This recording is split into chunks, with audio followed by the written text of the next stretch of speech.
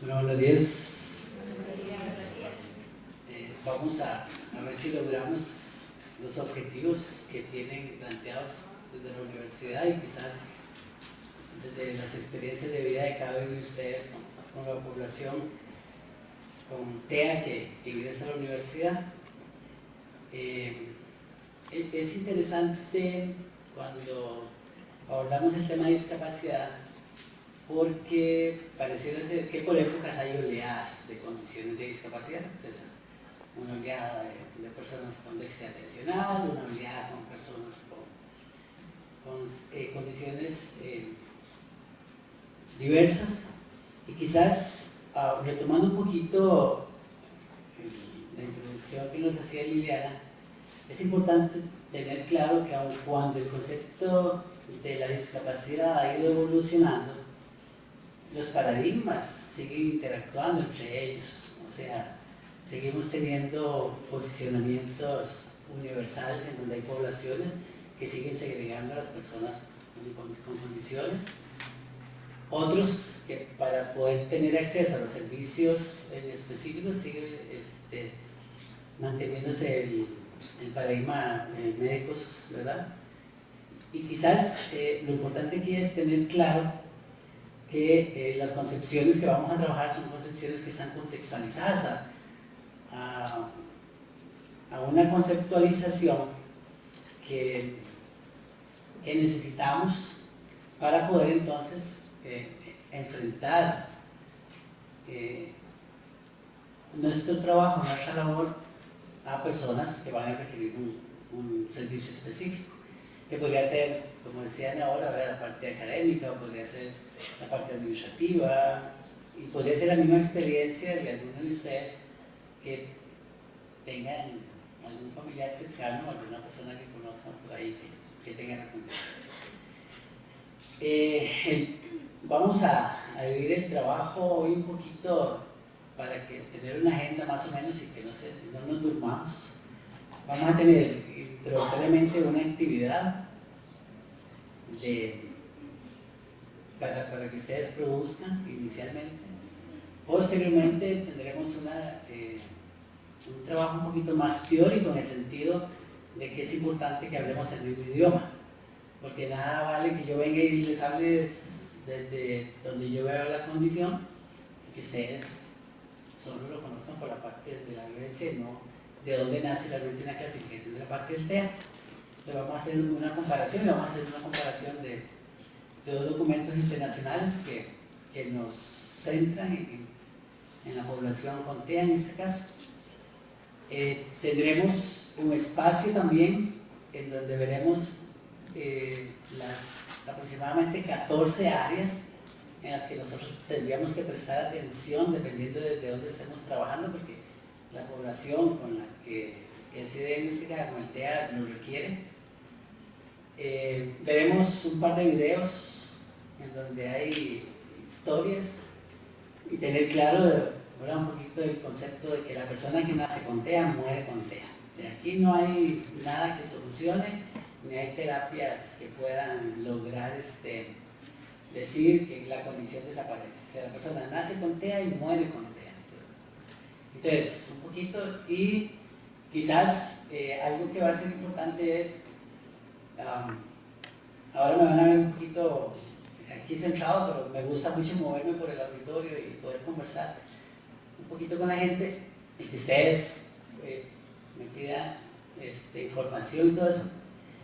Y después hay un instrumento que se trabajó en Chile para determinar algo que es importante, y es que en general nosotros nos preocupamos siempre de cómo aprende la gente. Entonces hemos hecho investigaciones, miles de investigaciones, cómo aprende el estudiante, cómo aprende el estudiante, cómo aprende el estudiante, pero no hacemos análisis de cómo enseñamos los docentes. Bueno, entonces vamos a tener una experiencia de un instrumento en el que ustedes de autoaplicación, en donde aunque no sean docentes de carrera, se van a pensar como si estuvieran enseñando, con la idea de que podamos ubicarnos en cómo enseño y por qué enseño de esta manera.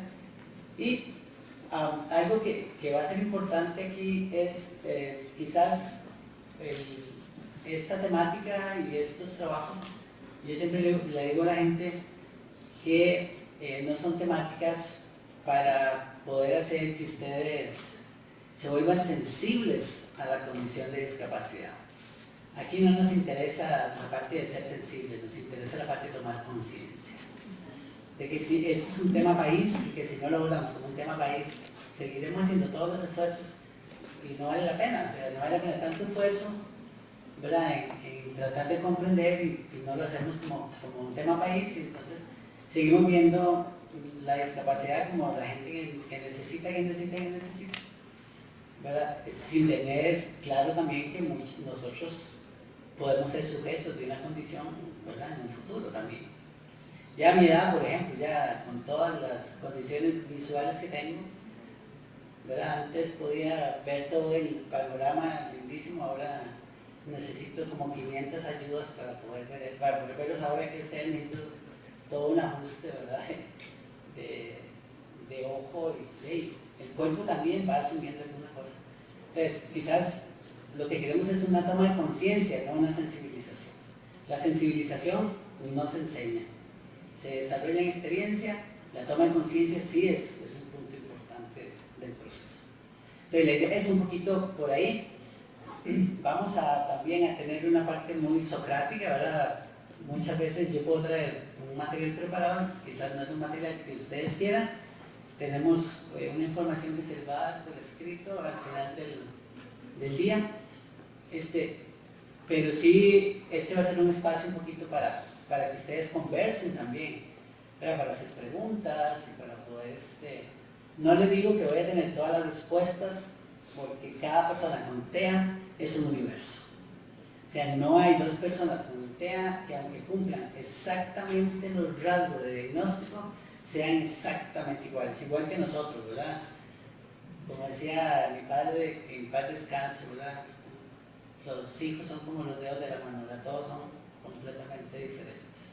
Y eso es una condición importante de asumir, y es que muchas veces cuando atendemos a una persona con TEA pensamos que le vamos a dar la misma receta a todo el mundo, y hay que particularizar, ¿verdad?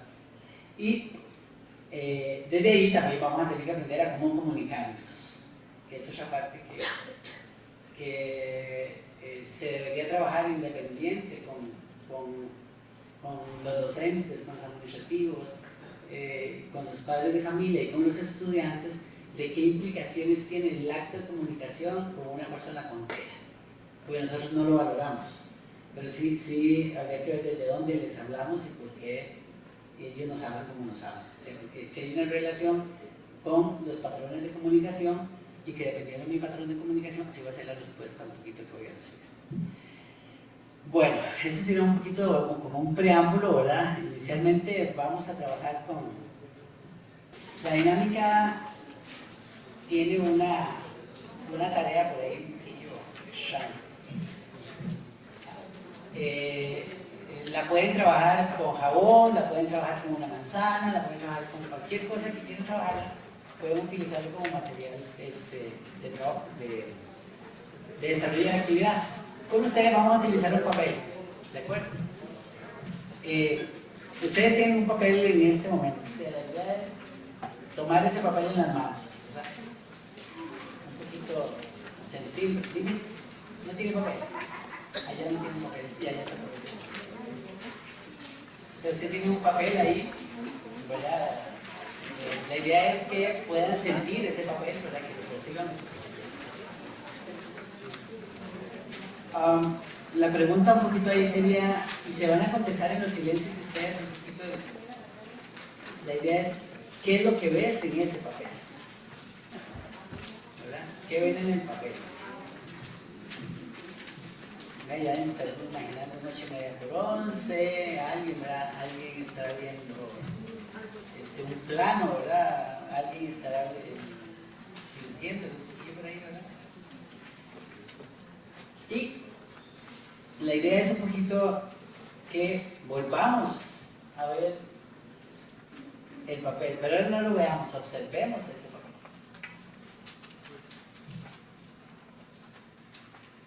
Observemos el papel, ¿verdad? Ya no es el mismo papel que vimos en un primer momento, ¿verdad? O eso esperaríamos, por lo menos. Vamos tomando conciencia de algo por ahí. Si fuera un cheque lo veríamos diferente, ¿verdad? Porque no es un cheque. Por ahí, ¿verdad? Si fuera un billetillo de 50 y lo veríamos moradillo, ¿verdad? Y de algún colorcillo lo sacaríamos. Aquí no se puede hablar de morados. El papel, ¿de acuerdo? ¿Qué tenemos ahí entonces? Lo que acabas de ver en ese papel tiene posibilidades infinitas. ¿Verdad? Es un papel que tiene textura, que tiene forma, que tiene olor, ¿verdad? Que tiene muchas cosas que generalmente nosotros no. Y la idea es esta, ¿verdad? Que el papel que tienes en tus manos, ¿verdad? Les va a permitir ahora transformar ese papel en lo que ustedes quieran hacer en este momento. En ese momento se van a alejar del trabajo y la familia y todo van a jugar un poquito con el papel. Se transformen en ese papel, en lo que ustedes quieran. Pueden escribirle, pueden manipularlo, siéntanlo, ¿verdad? Un poquito, trabajen con el papel. Muchas veces nos resistimos a esa expresión, ¿verdad? Ahora tienen la posibilidad de hacer algo, entonces háganlo, divierten en un ratito. Lo pueden romper, lo pueden escribir, lo pueden dibujar.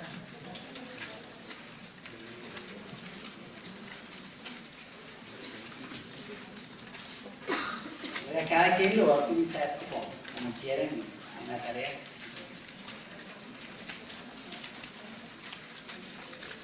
Ese papel, ¿verdad? Nosotros le podríamos estar dando forma, podríamos transformar su textura, lo podríamos convertir en algo que tenga, ¿verdad?, como una belleza por ahí. Podemos diseñar lo que queramos. Un punto importante es que ese papel es flexible, ¿verdad?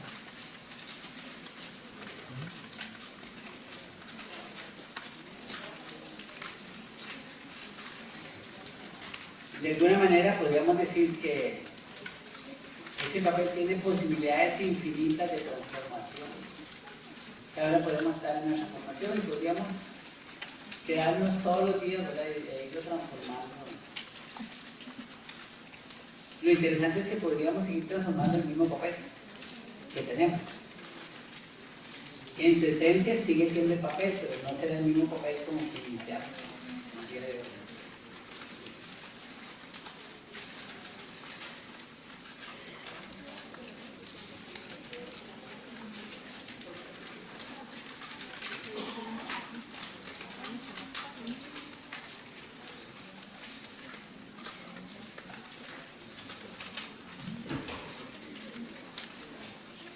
Esto nos podría referir un poquito a la cantidad de papel que ha pasado por las manos nuestras, ¿verdad?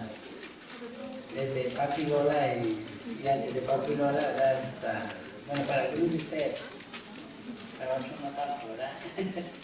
Algunos sí, no, yo estoy igual, yo estoy exactamente igual. El mensaje un poquito de la actividad sería esta. Pueden cambiar el concepto de docentes, lo pueden cambiar por padres, por amigos, por lo que quieran. Los docentes y las docentes simplemente sabemos, ¿verdad?, qué se debe hacer para sacar la obra de arte que hay dentro. Nosotros sabemos eso. De nosotros aprendemos eso. Y cuando optamos por ser docentes, cuando ha sido una opción de profesionales que han estudiado ciencias exactas, que no estudiaron para ser docentes, tomaron la opción de ser docentes. O sea, y los que somos docentes sabemos que no necesariamente tuvimos que hemos pasado por un proceso de formación como docentes, pero nuestra labor y nuestra función específica cuando asumimos un aula y un grupo es ser docentes. Entonces ahí tenemos que ser docentes y no ser el profesional o el técnico que nos permite enseñar lo que podemos trabajar. Y la idea entonces es ayudarle a cada estudiante a que saque de adentro su obra.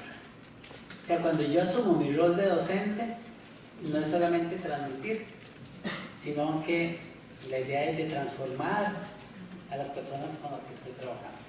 O sea, que cada día el estudiante que entre cuando salga del aula no siga siendo el mismo estudiante que repite, ¿verdad?, que dice cosas, sino un estudiante, principalmente en una universidad tecnológica que suponemos que son, ¿verdad?, de donde salen la mayor cantidad de mentes creadoras de muchas áreas y de todo el proceso. ¿Ok?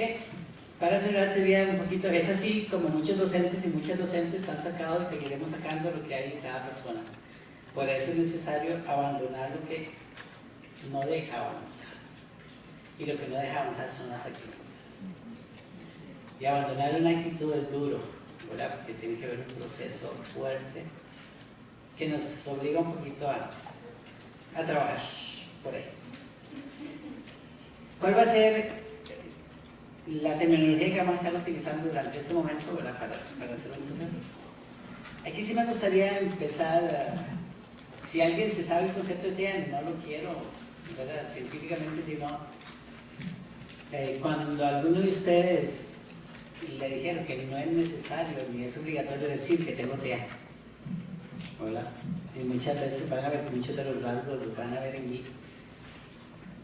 como TEA, pero si alguno de ustedes como docente o como administrativo, cuando le dijeron que iban a atender a una persona con TEA o la persona les dijo que tenía TEA, si es que les han dicho que se imaginaron inicialmente, para ya después empezar yo si alguien quiere compartir. Ajá. Por allá de... la psicóloga, porque la maestra dijo que tenía TEA, yo creí que, no sé, que simplemente el chiquito tenía algún retraso mental, ¿verdad? Increíble, porque me miró con cara como de muy preocupada, y entonces yo corrí donde la psicóloga y ella me dijo, bueno, es TEA. Y yo dije, Dios mío, pero sigue siendo lo mismo, yo no sé qué es, o sea, creo que al principio cuando uno no tiene idea y simplemente lo miran dependiendo de la cara con la que lo miren, y le dicen que eso no se puede imaginar las cosas más terribles. Ok, gracias. ¿Alguien más?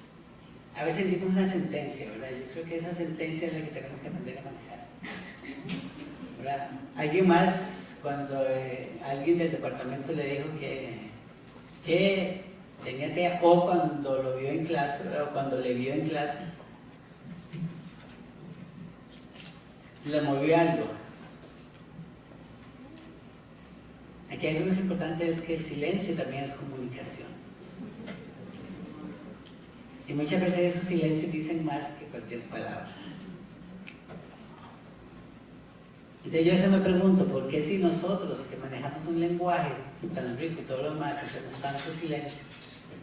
Porque a veces nos cuesta comprender los silencios de las personas con TEA, ¿verdad? Lo que quería compartir es que justamente cuando uno se le aclara de la conversación de la persona, ya sea estudiante o por lo menos en mi caso, es como, o de comprensión, o que ya puedo captar los comportamientos, ¿verdad? Y entender, y tener una actitud más, no quiero, digamos, pero como compasiva, en el sentido de que puedo ser más sensible y entender sus ese comportamiento. Okay. ¿Alguien más? Sí. Nosotros tenemos muchos estudiantes de software engineering y hay personas que tienen un poco esa característica de disciplina por esa área. Me llama mucho la atención que a veces ellos ni siquiera han escuchado que sea y uno les ve los comportamientos, ¿verdad? Cómo se viven socialmente y todo eso. Tal vez no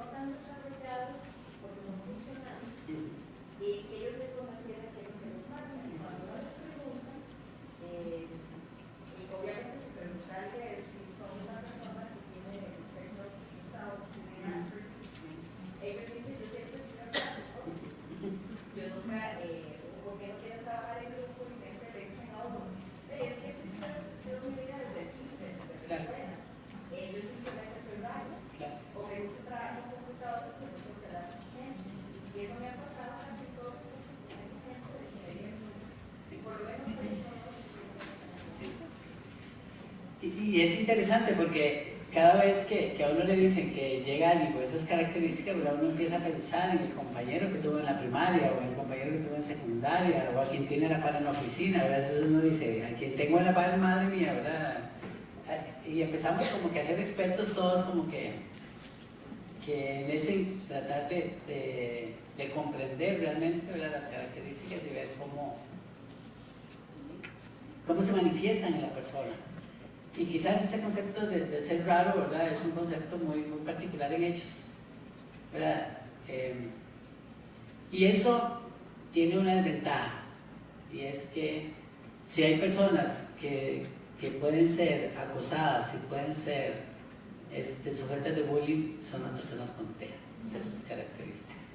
Entonces, por ahí vamos a ir tratando de ir haciendo el proceso. Cuando yo escucho el concepto de incluir y de ser una universidad inclusiva, ¿verdad?, que nosotros diríamos más bien que son instituciones de acogida, ¿verdad?, que acogen la diversidad y que acogen todo el proceso. Me gustaría compartir un concepto de incluir que yo he trabajado por ahí en algún momento, ¿verdad? Entonces yo decía que incluir consiste en un más allá de estar presente en un espacio áurico, en una oficina, donde sea.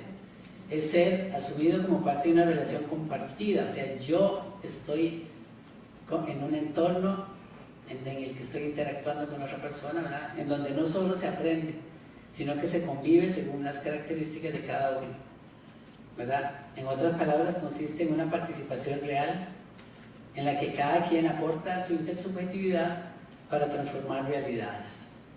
Todos aprendemos, hacemos, somos, pero sobre todo convivimos. Quizás el punto básico nuestro va a ser esa parte del convivir con una persona con TEA. O sea, yo no trabajo para una persona con TEA, yo no estoy en función de una persona con TEA, yo convivo con un grupo de personas que tienen características diferentes, en donde una de ellas, o varias de ellas, van a tener condiciones asociadas un poquito a TEA, ¿verdad? Y aquí la idea un poquito es, para hablar de un idioma similar, vamos a trabajar con estos dos instrumentos, que son quizás lo que nos dan una claridad mayor de la clasificación de las personas con TEA. El tema había sido abordado hasta el año pasado con el CIE-10 o con el ICD-10, que es quizás la normativa médica de la OMS, ¿verdad?, que trabaja más a nivel de Europa y de algunos países latinoamericanos, y el DSM-5, ¿verdad?, que lo manejan mucho poblaciones más norteamericanas, ¿verdad?, y algunas influencias anglosajonas y todo esto que desarrollan todo el proceso. Vamos a partir de ellos porque ellos nos clarifican de alguna manera un proceso. Hablando desde el mismo punto de la evolución que ha tenido el concepto, digamos, el TEA ha pasado casi que por muchas denominaciones, y quizás la denominación más rica es la que nos están ofreciendo en este momento, en donde desaparece el Asperger, desaparecen muchas condiciones, pero sí debemos comprender que mucha gente que fue diagnosticada con Asperger debería pasar por un proceso de diagnóstico para poder tener un nuevo diagnóstico de TEA en específico. Quizás la población con Asperger sigue estando presente por las características, pero para nosotros sería un TEA tipo 3 en el que requiere el menos apoyo posible, ¿verdad? Entonces vamos a ir jugando un poquito como con esos conceptos. Entonces, no es que sea inadecuado el uso del Asperger, pero el término no lo deberíamos estar utilizando porque ya no es una condición para hacer referencia, y siempre va a estar en la parte del Asperger dentro del trastorno del espectro autista, pero no llamado Asperger. ¿Por qué hablamos un poquito quizás del trastorno del espectro? Porque tenemos en el espectro, si se acuerdan con la campana, con la curva normal, vamos a tener a la población clasificada dentro de la curva normal. Entonces vamos a tener una persona con TEA que está muy comprometida, que sería una persona con autismo, que sería casi que tirando a menos 3 desviaciones estándares, ¿verdad? Y vamos a tener una población con capacidades muy diversas, principalmente con capacidades, en algunos casos que vemos como superiores en algunas áreas, y tendríamos casi que el cuadro en donde quizás la posibilidad de aprendizaje, la posibilidad de ingreso a universidades va a ser mucho más amplia, que sería una persona que iría como a +3, ¿verdad?, desviaciones. Entonces, en ese sentido, en la comparación de la misma población, y lo que llamamos el espectro es esta línea que hay desde -3 hasta 3, en lo que vemos, o de lo que diríamos nosotros, todo el espectro del autismo, y entonces vamos a ir ubicando con personas que requieren mucho apoyo, personas que requieren un apoyo medio y personas que requieren un mínimo apoyo, pero que requieren un apoyo. Entonces, muy probablemente las personas que están ingresando a las universidades van a ser personas que están ubicadas en este tercer grupo. Porque las personas, digamos, con autismo, en sus características más representativas, no desarrollan este tipo de habilidades para poder incorporarse a la universidad. Aquí hay que tener claro, digamos, de que no todas las personas tenemos que entrar a la universidad. Y el mensaje para la gente siempre es, hay que entrar a la universidad, hay que entrar no importa el costo afectivo que tenga ingresar a la universidad. Y quizás muchas veces ese costo afectivo que tienen las personas de ingresar a una institución, porque lo motivamos a que vaya por ahí, es mucho más alto que el costo cognitivo que podamos desarrollar. Entonces muchas veces en eso hay que tener cuidado. O sea, si la persona tiene las habilidades para ingresar, ingresará. Muchos de nosotros, ¿verdad? Yo siempre digo, si en la época en que yo nací, ¿verdad?, hace 80 años, hubieran existido estos diagnósticos, muy probablemente yo hubiera estado en algún cuadro de estos. Y estuviera en cualquier institución, ¿verdad? Y ¿verdad?, no podía estar aquí, por las características de aprendizaje que tenemos, y hemos sido como que rescatados. Y quizás quienes nos han rescatados son los docentes, ¿verdad? El docente preescolar que nos tiraba para que hiciéramos, el docente de primaria que nos tiraba para que fuéramos cada vez mejor, y ahí vamos, y el docente universitario que nos permitió ser de alguna manera. Entonces, en ese sentido, les proponía ahí, vamos a trabajar un poquito ahí con el DSM-5, ¿verdad? Y para ver algunas características y entenderlas, y estaríamos trabajando un poquito también con el CIE-11, que es una versión, realmente, aquello de Rolling no es, perdón, el CIE-11 aparece en mayo, perdón, el año pasado en mayo, en el 2018. ¿Qué va a ser lo rico por ahí de aclarar conceptos, verdad? Ambas clasificaciones, podríamos decir entonces, ubican el trastorno del espectro autista dentro de lo que ya se denomina trastorno del comportamiento y del neurodesarrollo. Y quizás esta es una visión de las más ricas que tenemos con respecto a la construcción de la parte del TEA. O sea, tratamos de quitar aquella idea de trastorno generalizado del desarrollo y lo ubicamos en un trastorno del neurodesarrollo. O sea, ¿qué implicaciones tiene eso? O sea, que hay funciones del neurodesarrollo que estarían afectando el desarrollo de esa persona y que de alguna manera, al no ser evidenciadas en un momento determinado, nosotros las seguimos haciendo más fuertes o más persistentes. Entonces ahí tendríamos que tener un poquillo de cuidado, ¿verdad?, en el trabajo simplemente por ahí el proceso. ¿Qué tendríamos aquí un poquito entonces importante para nosotros? Generalmente las personas con TEA con autismo habían sido ubicadas o comprendidas desde un trastorno más del comportamiento, desde un trastorno más relacionado con quizás los trastornos emocionales severos, y esa era una concepción errónea. Entonces, ¿qué hacíamos? Trabajamos con una persona con TEA igual que trabajamos con una persona que requería una atención para paliar únicamente la parte del comportamiento, no así lo que tenía que ver con la interacción y el desarrollo y la comunicación. En ese sentido, quizás lo más rico es la idea de tener un trastorno del neurodesarrollo, ¿verdad? Y a qué haríamos referencia en este punto. Lo primero sería que el trastorno del neurodesarrollo sí va a afectar la parte del comportamiento y la cognición. Y aquí voy a decir algo y quiero que lo entendamos positivamente. Muy probablemente la persona que tenga TEA siempre va a cursar con algún rasgo de discapacidad intelectual, que puede ser muy leve, pero siempre va a haber una condición. ¿Por qué? Porque todo depende desde donde estemos trabajando nosotros el concepto de cognición. Entonces, la dificultad que tenemos en la parte interactiva, en el uso de la comunicación como un elemento importante, eso le va a limitar su desarrollo simbólico y por lo tanto eso va a afectar la parte del aprendizaje. Quizás aquí me detengo un poquito en algo que a mí siempre me gusta resaltar, y es que nosotros debemos tener claro de que la gente que entra a la universidad o que entra al sistema educativo no es gente inteligente necesariamente. O sea, aprender no es una condición que depende de la inteligencia y de la cognición. El aprendizaje depende de la afectividad 100%. O sea, si es una persona que está ajustada emocionalmente y afectivamente, es una persona que va a aprender. Yo no necesito ser inteligente para aprender.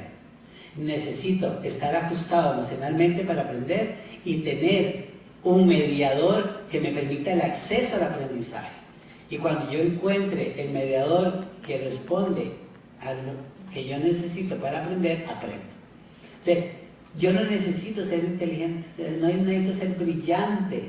Hay espacios en los que demuestro mi brillantez, ¿verdad? Pero igual soy brillante bailando, igual soy brillante en un montón de cosas. El problema es que nosotros seguimos pensando que queremos tener alumnos inteligentes. Nosotros deberíamos preocuparnos por tener estudiantes afectiva y emocionalmente ajustados. Y esto implica que quien enseña tiene que estar afectiva y emocionalmente ajustado también. Nosotros no podemos, porque generamos en la interacción, vamos a generar un montón de cosas por ahí. Entonces, inicialmente entonces la parte del neurodesarrollo, ¿por qué es importante? Porque nos dice, sí, hay una parte del comportamiento, pero debemos comprender el comportamiento. El comportamiento no es portarme bien o portarme mal, es desarrollar las habilidades que me permiten entrar en interacción con otra persona. O sea, ¿cómo tiendo yo el puente para poder decir, con mis habilidades puedo entrar por aquí, con mis habilidades puedo entrar por aquí? Y esa es la parte en que hablamos un poquito del comportamiento, no es conducta lo que estamos viendo. Porque la mala conducta tampoco existe, ¿verdad? Ni nadie tiene problemas de conducta y todos tenemos problemas de conducta. Pero la idea es entonces ese comportamiento, cómo se relaciona con la parte del TEA en este caso, y un poquito de la parte de la cognición. ¿Por qué la cognición? Porque hay algo que es interesante. La persona con TEA no entiende para qué le sirve la comunicación. O sea, ellos no saben para qué les sirve la comunicación. ¿Por qué? Porque no es algo que la experiencia les ha marcado y su misma condición no les permite comprender que la comunicación sirve para algo, es funcional para algo. Por eso se les dificulta mucho expresar sentimientos. Pero a veces uno dice, le dicen a uno cada cosa.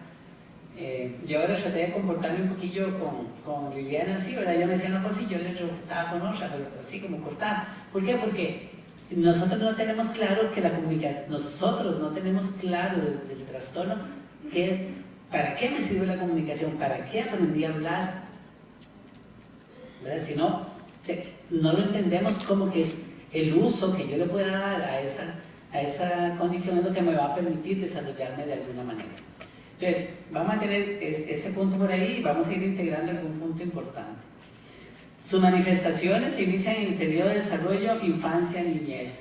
Y a mí me gusta decir, o sea, casi que viene antecedido por ese proceso. O sea, todo el periodo del desarrollo prenatal acompaña a muchas condiciones específicas. Aquí hay algo que es importante y es, para los que son padres y que pudieran tener esas condiciones, no busquemos quién tiene la culpa de que tengan A o B o C, y lo traen. ¿Verdad? Lo traen de alguna manera, se generó en algunos casos por aspectos genéticos, pues hay un componente genético muy fuerte en el TEA, y aquí no vamos a tapar eso con un dedo, quien tiene uno, tiene dos, y después me dicen, le presento al papá. No necesito ir a ningún otro lado. Mira, como dirían por ahí, lo que se vea no se burla. Entonces uno dice, mira, y tu papá sí, y ve a una, ve al papá, sin que eso se convierta en una profecía autocumplida, y eso es importante.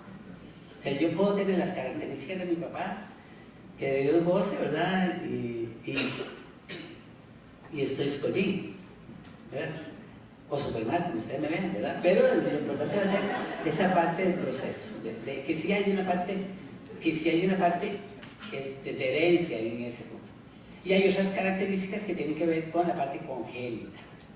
Retomar por aquí, si alguien es de biología y todo eso, y me tiene que contradecir, lo trabajamos un poquito. Recordemos que todo lo heredado es congénito, pero no todo lo congénito es heredado. Entonces, ahí hay que jugar un poquito de qué es lo que estoy heredando. Pero imaginen ustedes, yo tengo un padre que me hereda, una madre que me hereda, ¿verdad? Todo este proceso, y después viene el entorno innato, toda esta parte congénitamente. ¿Qué implicaciones está ahí?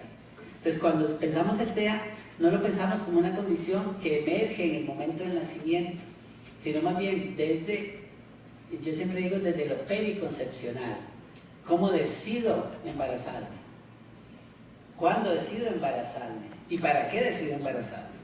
Entonces, cuando entendemos todo eso también lleva implicaciones posteriormente en lo que veíamos en el punto anterior, en la parte de el comportamiento y la condición. Y todas estas manifestaciones causan dificultades en la adquisición o ejecución de funciones intelectuales, ¿verdad? De pensamiento y motrices. Estaríamos diciendo que aproximadamente el 100% de las personas con TEA somos torpes motrices. O sea, es increíble. ¿Verdad? Nos vemos caminar y también se le dificulta la parte del lenguaje. Somos personas que adquirimos el lenguaje muy tardíamente, ¿verdad? Y cuando hablo tardíamente no hablo de 4, 5, 6 años, ¿verdad? Podría estar hablando tardíamente de 4 para allá y que muchas veces no hablamos hasta que no nos interesa hablar. ¿Por qué? ¿Verdad? Y aquí hay algo importante. ¿Por qué? Porque el entorno no nos da respuesta para todo. ¿Para qué voy a aprender a comunicarme? ¿Para qué voy a aprender a hablar? O sea, ¿para qué me voy a esforzar si el entorno, ¿verdad? El chiquitillo le dice a la mamá, ay, mi bebé quiere lechita caliente con azúcar. En mi momento el chiquillo va, ¿verdad? Y cuando deja de ser, sí, me amas y yo te amo a ti, falso. O sea, todo lo... Entonces vean que quienes le damos malos mensajes inadecuados somos nosotros mismos, ¿verdad? El chiquillo le dice a uno, que querés lechita fresca, y el chiquillo entra en un berrinche y hace un montón de cosas, y uno trata de entenderlo, y dice, pero ¿dónde está? ¿Por qué ese berrinche? ¿Verdad? Y al final comprende de que no satisfacemos ninguna necesidad. Si a los papás, pero es que yo pensé que, o sea, el papá no tiene que pensar, el papá tiene que tratar de comprender, ¿qué es lo que pasa? Que el mismo patrón que esa persona desarrolló en el proceso de adquisición y desarrollo del lenguaje, dependiendo de donde lo veamos, es el mismo que utiliza después de los 6 años, porque es la forma en que aprendió a resolver las situaciones. Por eso es que nadie nos frustra después de los 6 años. Nosotros, el periodo de frustración es de 0 a 6 y nos frustran en la casa. O sea, ningún docente frustra a ningún estudiante y ninguna pareja frustra a la pareja. Ya venimos frustraditos desde que tenemos 6 años. O sea, cuando yo llego y me caso y digo, madre mía, ¿con quién me casé? O sea, toda la frustración que lleva acumulada, ¿verdad? Entonces vemos la persona que llega ¿verdad? En la casa y dice, quiero eso, y eso es un berrinche. A mí no.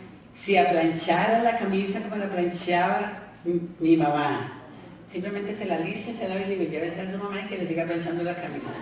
No pierde el tiempo en eso, perdamos el tiempo en otras cosas y vivamos y disfrutamos, ¿verdad? Pero es que mire, tal cosa, y la particularidad del ejemplo es muy interesante.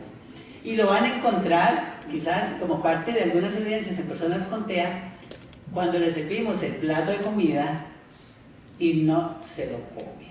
¿Por qué? No se lo come porque lo que ve ahí es tan desagradable,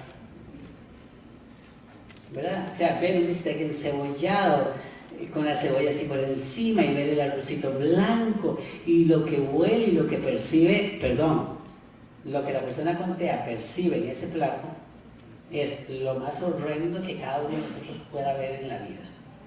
¿Por qué? Porque el proceso de percepción de lo que está viendo en la comida es completamente diferente al nuestro, ¿verdad? Entonces, con las personas con TEA hay que tener mucho cuidado. ¿Por qué? Porque ellos tienen una particularidad, o tenemos una particularidad de sinestesia, ¿verdad? Y es que vemos con los oídos, olemos con los ojos. O sea, si pudiéramos estructurar el modelo de percepción de la realidad que tiene una persona con TEA, todos los sentidos están alterados. O sea, la información que yo recibo y que una persona, por ejemplo, ver un plato de espagueti con salsa blanca o salsa roja y donde le echan parmesano, no sé qué queso le echan encima y después le echan un montón de cosas y uno ve que dice, qué delicia comerme eso, ¿verdad? Para la persona con TEA no. Es igual que cuando yo escribo en la pizarra, es igual que cuando me ven hablando y ven la cara mía, ¿verdad? Ven cualquier cosa excepto lo que yo quiero manifestar. ¿Por qué? Porque la percepción, no es que la percepción está distorsionada, es que el acceso a esa realidad es completamente diferente. Entonces, muchas veces no comen lo que servimos, ¿verdad? Y a veces los invitamos a una fiesta y siempre debe ir claro, escrito, no dar tal cosa, no hacer tal cosa, no hacer tal cosa, ¿verdad? Si le van a dar el poquito de arroz, ¿verdad? Porque nos gusta el arroz y nos gustan los frijoles, pero no nos gusta el gallo pinto porque está revuelto y eso cambia de color, cambia de estructura, cambia de composición. Entonces uno al final dice, realmente si fueran personas que son modistas y personas que estuvieran construyendo, elaborando prendas de vestir y todo eso, ¿verdad? Darían vestidos como una caja fuerte, ¿verdad? ¿Verdad? Para muestra un botón, ¿verdad? No nos sabemos vestir. ¿Por qué? Porque no podemos combinar, ni sabemos de alguna manera qué es lo que la gente ve bien o que la gente puede estar viendo mal. Entonces, en ese sentido ahí vamos a encontrar algunas situaciones importantes. Y uno, quizás de los puntos importantes es que aun cuando las manifestaciones del TEA se dan durante los primeros 3 años de vida, el diagnóstico es hasta después de los 6 años. Imaginen ustedes, o sea, puedo tener manifestaciones que pueden compararme, entonces, no, es que así era el primo, así era el hermano, así era el Raimundo y todo el mundo, entonces no me dan un seguimiento ni me dan un apoyo. Y entonces la persona llega a los 6, 7 años con un vacío de interacción, ¿verdad? No quiere ir, no va.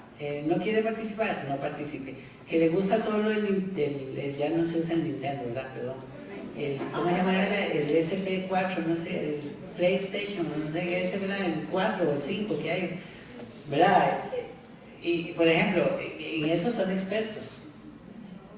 Por eso, la buena noticia para la UTN es que el 99% de personas con TEA, la elección de carrera es técnica, no es de área social. O sea, la selección por excelencia de personas que tienen TEA en carrera son carreras que tienen que ver con lo técnico, ¿verdad? Son personas que son muy buenas en ensamble, son muy buenas en pensar, ¿verdad? Y muchas veces aquí es importante tener en cuenta algo, y es que las personas con TEA piensan por imágenes, no piensan la palabra como la vemos nosotros. O sea, cuando nosotros vemos la palabra para escribirla, no la vemos y podemos decir, bueno, aquí tiene un error ortográfico, listo. Por eso es que muchas veces, no sé si les han entregado trabajos escritos, ¿verdad? O les han entregado algún material, o le mandan un mensaje de WhatsApp y es increíble, ¿verdad?, la parte ortográfica. ¿Por qué? Porque la palabra es más, la visualizan, perdón, más desde la parte visual. Temple Grandin, por ejemplo, una persona con TEA, ella decía, si comprendieran lo que yo estoy pensando, ustedes podrían estar leyendo mente. ¿Por qué? Porque ella decía, yo quiero una habitación, yo quiero una casa, y yo se la digo a un arquitecto, yo quiero una casa que sea así, que sea así, que sea así, que sea así. Si el arquitecto tiene la capacidad de retomar la idea de la imagen que yo le estoy mostrando, me va a hacer la casa que yo quiero. Muchos de nosotros hemos construido casa y yo creo que no contrataríamos otra vez ni al arquitecto, ni al ingeniero, ni a otra gente, porque nunca entendieron lo que yo quería. Entonces ya aquí no cabe el mueble, tengo que cortar un pedacito, aquí no cabe lo otro, tengo que cortar otro pedacito, aquí necesito un espacio mayor, y toda esa lectura sí la hace muchas veces una persona con TEA. O sea, por eso es que aquí hago un comentario y después me retracto el comentario, que una de las mejores formas de enseñar el lenguaje es por imágenes, pero la imagen tiene que desaparecer para que entre la palabra. O sea, la imagen no puede ser permanente, ¿verdad? Y ahora vamos a ver un poquito, digamos, la parte evaluativa, porque es importante la forma en que vamos a trabajar. Y entonces, todas estas dificultades, ¿verdad?, causan también un poquito en la parte de socialización, ¿verdad? Pero la parte de socialización no es que no les gusta socializar o no nos gusta socializar, es que realmente es muy incómodo socializar. Por ejemplo, yo siempre digo, socializar para una persona con TEA podría estar muchas veces representado por qué pasa con nosotros cuando llueve y nos mojamos los pies. O sea, aquella incomodidad que se siente, ¿verdad? Esa misma sensación, ¿qué es lo que yo quiero? Que todo desaparezca. Por eso es que nos mojamos, llegamos a la casa y ¿qué hacemos? ¿Nos quedamos con la ropa y la secamos? No, quito todo y es casi que esa parte de la interacción va a ser un poquito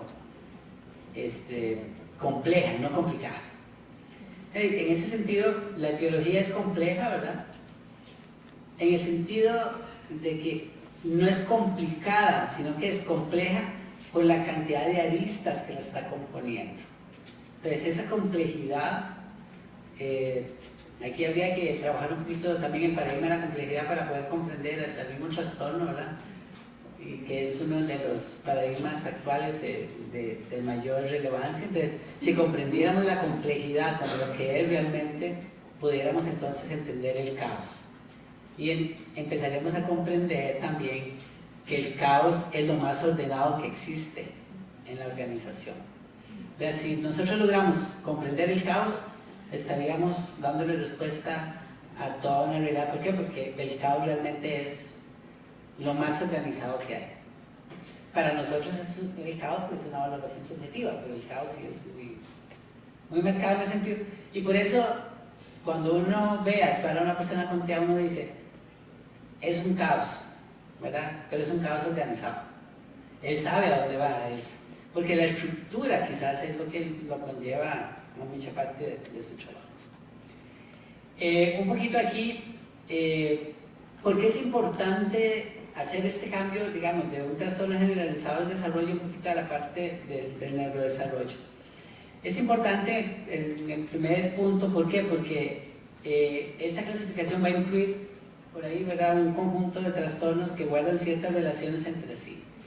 Hay mucha comorbidad y aquí es importante tener claro de que la persona puede tener un TEA que es comórbido con otras condiciones también. Entonces tenemos muchas veces una persona con TEA que hace comorbidad con un trastorno por déficit atencional, ¿verdad?, que no tiene que ver con el proceso de inatención, sino con el proceso de atención, ¿verdad?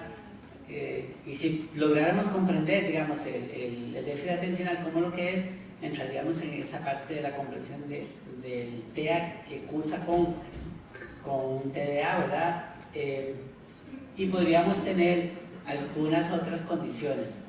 Una de las condiciones que a mí me da un poquito más de temor es siempre pensar que una persona con TEA, y lo manejan algunos colegas y algunos profesionales de psicología y de la medicina y la psiquiatría, es que la persona con TEA es desafiante. Y ahí hay que tener mucho cuidado. ¿verdad? Porque entre ser desafiante y ser manipulador, hay que tener mucho cuidado para poder asegurar que las personas con TEA pueden ser desafiantes o pueden ser manipuladoras. ¿Por qué? Porque la manipulación está muy bien elaborada. O sea, la manipulación yo lo que hago es una anticipación de todo el proceso, o sea, yo lo voy creando. ¿Verdad? Cuando yo no termino, cuando algún estudiante no tiene TEA, no tiene una condición específica, no hace su trabajo, o sea, va a inventar todas las excusas del mundo, ¿verdad? Yo siempre digo, y lo comento a veces en los cursos, yo le digo a la gente, muchas veces, a mí me da mucha pena porque tengo estudiantes que han matado a toda su familia. No pueden hacer el examen porque se les murió la tía, pero después no pueden presentar la tarea porque se les murió el primo. Después no pueden presentar otra cosa porque se les murió la cosa y la otra cosa. O sea, todas las cosas se mueren.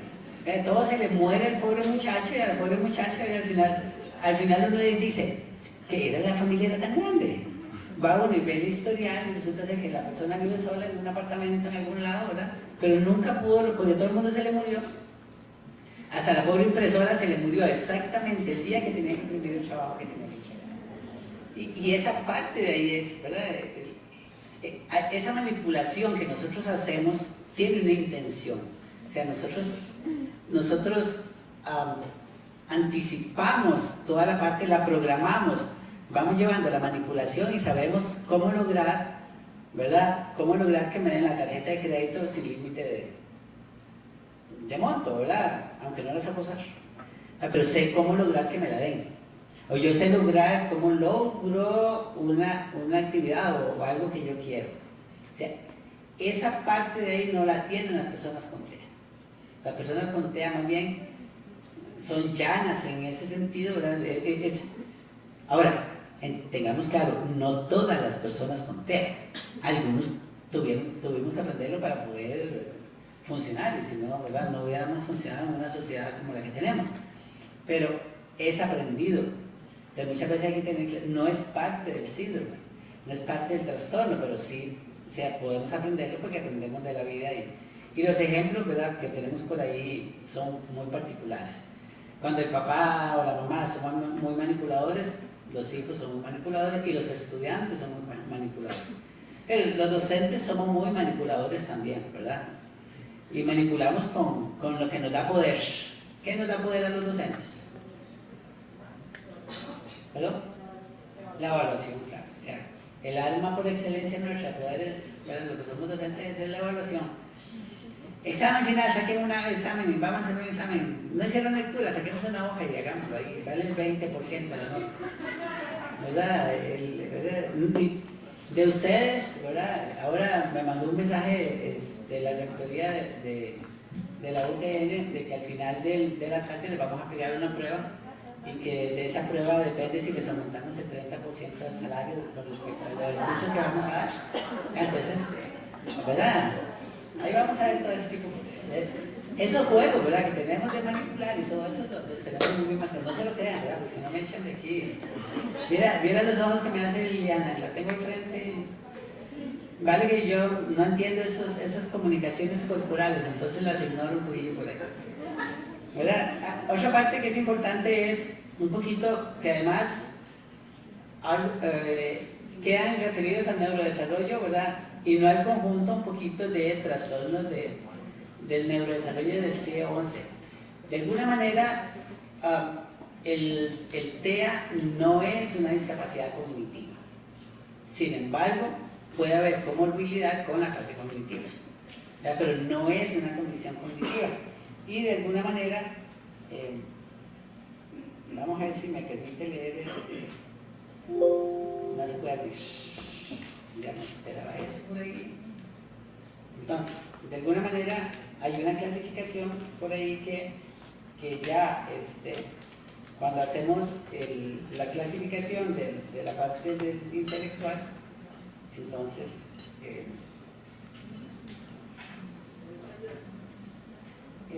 no se va a abrir, pero no importa, vamos a trabajar con él. En el otro sí me interesa que esté, pero en este no necesito. ¿Qué es lo que hace toda la parte del trastorno mental, perdón? El trastorno mental, cuando ya lo clasifica el CIE-11, que ya empezamos a hablar de las discapacidades intelectuales que podríamos estar trabajando, ¿verdad? Y una de ellas, por ejemplo, es lo que antes llamábamos el retraso mental, ¿verdad? Ya el retraso mental deja de ser una condición y el trastorno mental ya va a tener que ver con condiciones intelectuales asociadas a la parte cognitiva, ¿verdad? Entonces vamos a tener personas muy comprometidas cognitivamente que muy probablemente no estén ingresando a la universidad, pero sí vamos a tener algunas condiciones, por ejemplo, como un DA, ¿verdad? Como una dificultad de aprendizaje, y entonces vamos a tener algunas personas que entran con una dificultad de la lectoescritura, ¿verdad? De no comprensión de la lectura, no comprensión de la escritura, y por eso decíamos ahora que es importante no solo el trabajo en TEA, en este caso, sino con otras condiciones que llegan a las aulas. Aquellas que nosotros decimos tienen una letra que por Dios santo, ¿no? Y los docentes universitarios deberíamos utilizar de vez en cuando el cuaderno de caligrafía y ponerles tareas de caligrafía para que compongan la letra, ¿verdad? Entendámoslo bien, para aquellos que van a necesitar la letra. Pero yo en que me haga un diagrama en donde va a ser un dibujo, no le voy a poner un cuaderno de caligrafía para que sepa aprender a escribir. Son ejemplos de algunas cosas que muchas veces hacemos. Y a ustedes les parecerá incómodo escucharlo, pero muchos profesores algunas veces requeriríamos ponerle a casi todos los estudiantes un cuaderno de caligrafía. Claro, pues si yo veo mi letra, debería estar utilizando un cuaderno de caligrafía que me ayude mucho al proceso de escripción y escritura.